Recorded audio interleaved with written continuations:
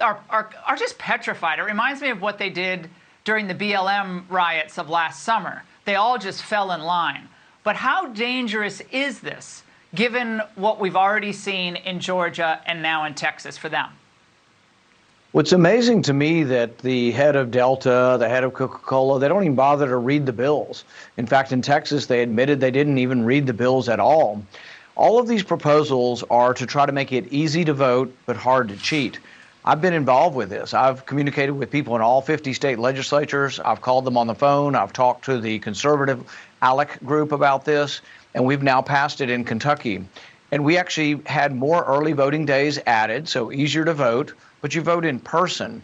And there is a difference between in-person and by mail. By mail should be the exception to the rule, and only for those who can't show up in person, because it's much easier to verify who someone is if they show up in person.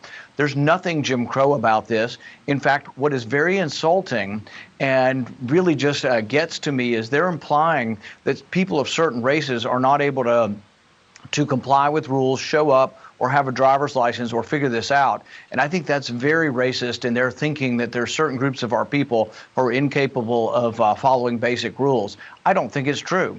I think the trend lines for all the different races voting have been good in our country for 20 or 30 years, and all these election bills do is try to make it easier to vote but harder to cheat.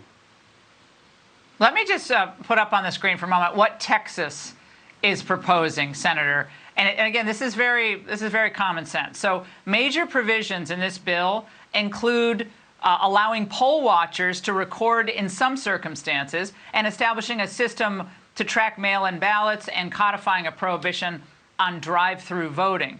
So we want to make sure that we're able to see what's going on when they're counting the ballots. And if there are irregularities, record them. Why would that be a problem?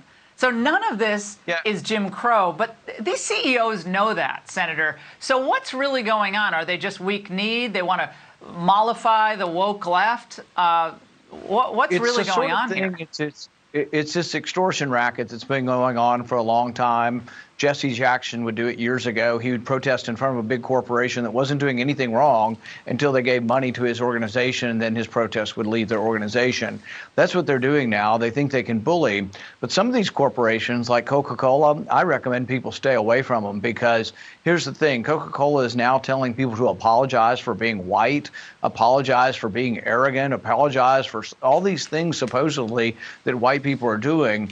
And that's a very racist sort of philosophy. It's this woke sort of critical race theory, but it's now infected a publicly traded company. And when they start saying things like that, they're actually going against what their mandate is. Their mandate is to maximize profit, but they're turning off 40% of the country who don't really want to be woke up and told that we're horrible people, and don't believe that there is horrible racism in our country, that think it's been getting better generation after generation. And yet Coca-Cola wants to make us all feel like race is a predominant thing in everyone's life, and if you're white, you're somehow guilty or evil. And that's a kind of a crazy philosophy for a mainstream company to get that wants to sell products to all of us. Do they not want any Republicans to buy Coca-Cola products? They're heading in that direction. Watch out. Yeah, they're poking the bear. Senator, wonderful to see you. Happy Easter to you.